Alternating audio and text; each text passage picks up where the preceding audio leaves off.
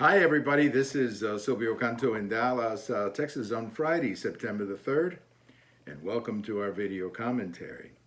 I have a post over at the American Thinker today, Friday, talking about impeachment and resignation and talking about the future of the Biden presidency. Now, it's a little bit silly to be talking about the future of a presidency after 7 months, but we are watching something rather historic. I mean, we're watching a presidency implode in a way that I've never seen this before. Sometimes this would happen to a president, let's say, later in his presidency, but not usually in the first year, because the first year is usually the best year for a president regarding public opinion polls. But it seems whether it's Afghanistan, whether it's the border, whether it's the price of gasoline, inflation, and now the latest economic reports from this morning, Friday, not very good reports. I mean, we were expecting X number of jobs and they came in way, way below that number. So something is happening.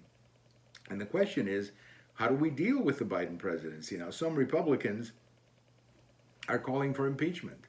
I don't believe that impeachment is an option because I don't think he's committed any impeachable offenses that I've heard of. And I think impeachment should be something very select and very, very serious. And I thought impeachment was misused and abused by the Democrats against President Trump. And I hope the Republicans don't make the same mistake.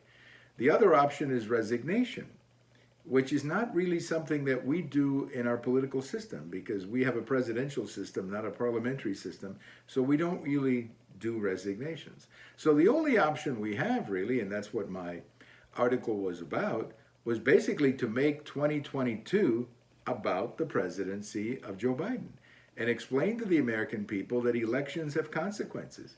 If you vote for President Biden, well, this is what you get. And this is what you get if you have a 50-50 Senate.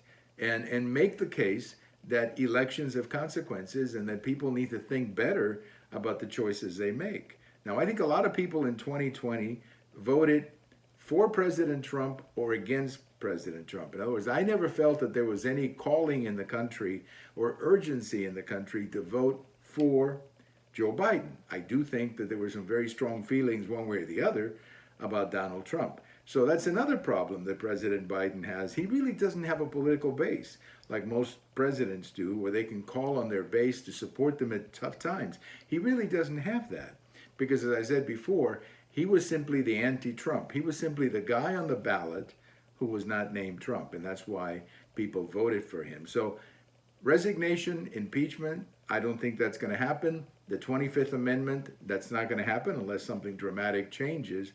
So the only option we have is to run in 2022 and make 2022 a referendum on the presidency of Joe Biden. And I think if the Republicans focus on that rather than impeachment or whatever, I think it's going to be a very good year for the Republicans from coast to coast. Thank you for watching. And if today's your birthday, happy birthday. Bye-bye, everybody.